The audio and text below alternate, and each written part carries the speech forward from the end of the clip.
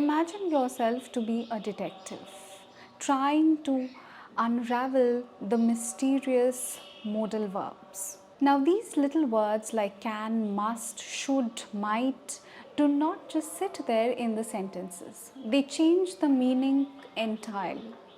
Consider these two sentences: you go to school and you must go to school. Can you spot the difference? Modals add possibility, obligation, and even permission. But how do they work and why are they so important in English? Let's unravel the mysterious modal verbs one clue at a time. Now, before we try to understand the modal verbs, we need to be familiar with the auxiliaries. What are auxiliaries? These auxiliaries are also known as helping verbs, or these are called special verbs. Now, there are 12 auxiliaries in total. Let me read out the list of auxiliaries for you all. Be, do, have, can, may, shall, will, must, ought, used to, need, and dare. Now, there is another interesting fact about auxiliaries. Auxiliaries can be divided into two parts. One, primary auxiliaries, and second, modal auxiliaries or modal verbs. Now, primary auxiliaries consist of the be verbs do and have. Now, you already know that these primary auxiliaries do not only function as auxiliaries or helping verbs, but they can also act in sentences as main verbs. For example, I am happy. He does his job efficiently, or she has a pair of golden bangles. So you can see how these auxiliaries, that is the primary auxiliaries, can be used as main verbs also.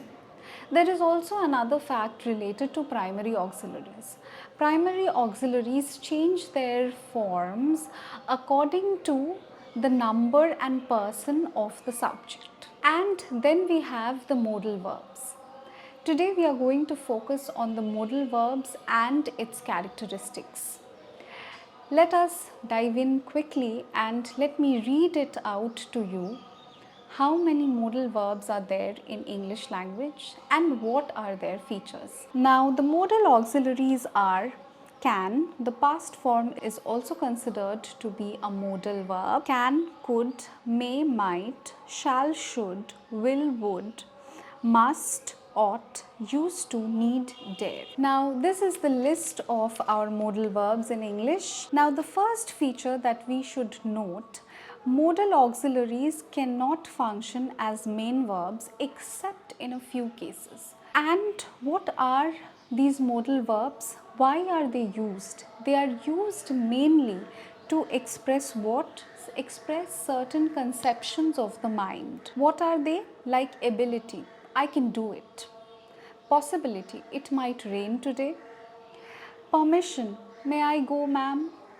Or obligation, you must do your duty, you must go to school, etc. So let us move on to the next feature. Now, the modal verbs do not change their forms according to the number or person of the subject. For example, I can, he can.